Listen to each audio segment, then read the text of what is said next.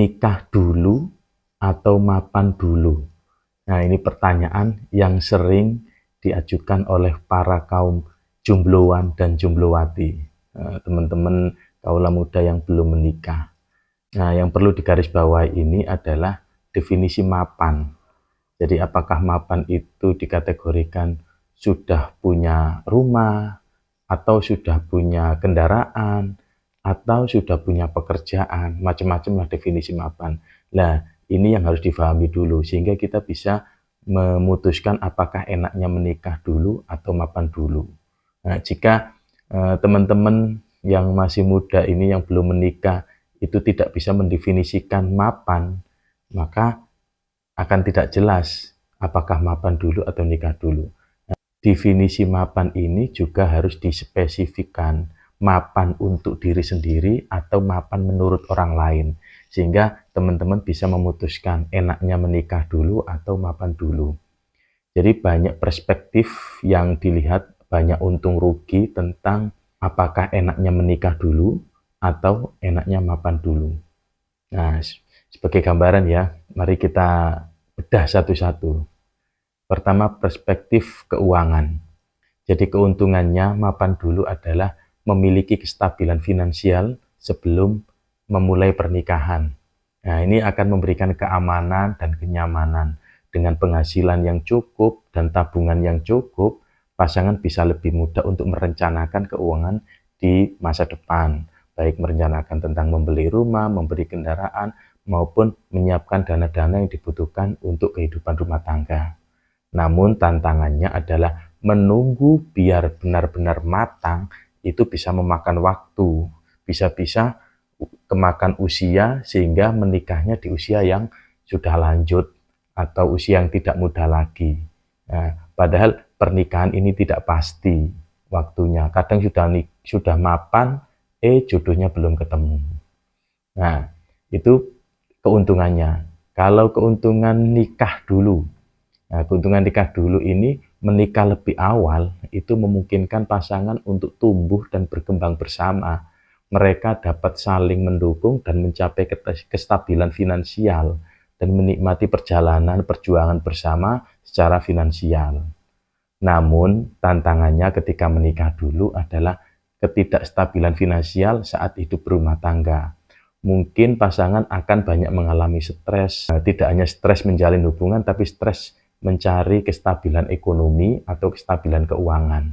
Nah, ini bisa mempengaruhi keharmonisan rumah tangga dan menambah beban dalam mengelola rumah tangga. Kemudian perspektif yang kedua adalah perspektif emosional dan psikologi. Kalau mapan dulu, keuntungannya adalah dengan kesiapan finansial, itu akan memberikan perasaan percaya diri dan akan mengurangi stres terkait masalah keuangan atau finansial. Nah, ini sangat berkontribusi pada hubungan yang sehat dan hubungan yang stabil di kedua pasangan. Namun, tantangannya adalah ketika fokus yang terlalu besar pada karir dan kestabilan finansial bisa membuat seseorang kehilangan momen-momen penting dalam hidup ini, termasuk menemukan pasangan yang tepat. Nah, kalau nikah dulu, nah, keuntungannya adalah pasangan bisa berbagi perasaan emosional dan saling mendukung, terutama dalam menghadapi tantangan hidup, menghadapi perjuangan dalam memperoleh finansial. Kemudian kehidupan pranikah bisa memberikan dukungan emosional yang kuat dan stabil. Namun tantangannya adalah ketidaksiapan secara finansial. Nah, ini menyebabkan stres, ketegangan, kemudian bisa seringkali menimbulkan konflik dalam pernikahan. Ya, mungkin akan mempengaruhi kesehatan mental, emosional, sering marah-marah, dan tidak stabil lah secara emosional di kedua belah pihak atau di sesama pasangan.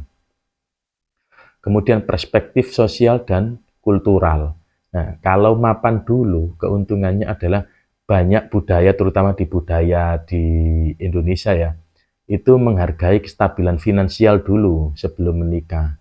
Sehingga karena kestabilan finansial itu merupakan tanda kedewasaan dan kesiapan untuk mengarungi bahtera rumah tangga, kesiapan untuk memberikan nafkah kepada istri ataupun kepada anaknya.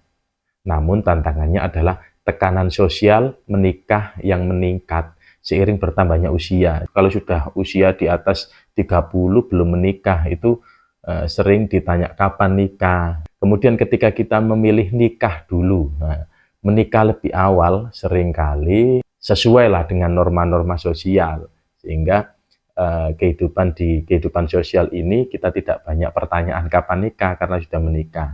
Namun tantangannya adalah pasangan mungkin menghadapi tekanan untuk segera mencapai kestabilan finansial, kemudian akan menambah beban pada kehidupan rumah tangga karena finansialnya tidak stabil. Nah, kembali ke pertanyaan awal, apakah enaknya menikah dulu atau mapan dulu?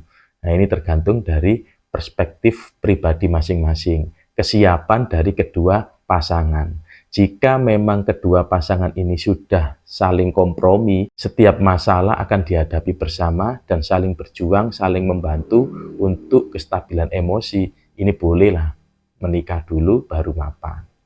Nah, namun jika kedua pasangan ini salah satunya tidak siap secara finansial dan banyak tuntutan-tuntutan di kehidupan yang akan datang, maka perlu dipertimbangkan untuk mapan dulu.